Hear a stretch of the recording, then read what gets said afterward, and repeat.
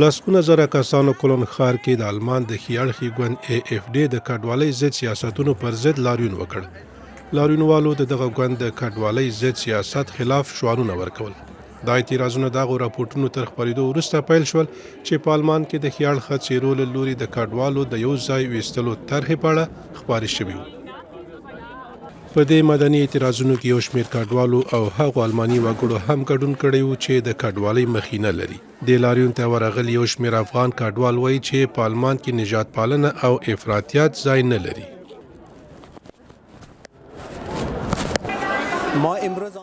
مونږ نن راغلو دلته مو لاریون کې ګډون وکړل چې افراطیت او تبعیض نه ووایو.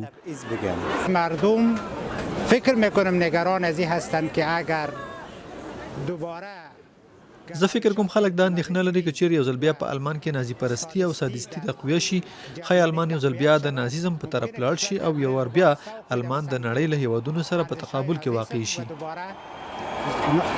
جرمنی را با جهان با کشورهای مختلف دیگر متخاصم و متقابل بسازد. عباس بصیر ویل آلمان په خپل تاریخ کې له فاشیزم او نازیزم ترخه تجربه لري او د دې هیواد وګړي او دولت به د دا ډول تمایلاتو ودې ته اجازه ورنکړي.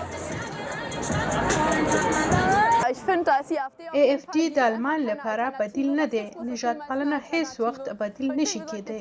دلته راغلو چې وښیو د کولن ښار د تنوع پلوي کوي او دلته باید هر څوک ښه احساس ولري. فکر میکنم بنیادهای دموکراسی بر زه فکر کوم د دیموکراسي بنسټونه د خلکو په وګود او دا چې دلته خلک ژوندي دي، فعال دي او له دیموکراتیکو ارزښتونو دفاع کوي. له همدې امله آلمان همداسې دیموکراتیک پاتې شوی.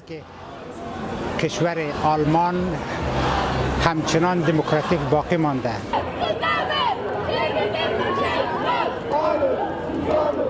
د وی سرتاسري ټولپوښتنې له مخې په آلمان کې AfD ګوند پر دویم مقام دی.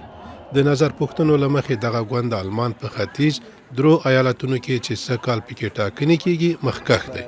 دغه ګوند د افراطیت او نجات پالنې تورونه ردوي.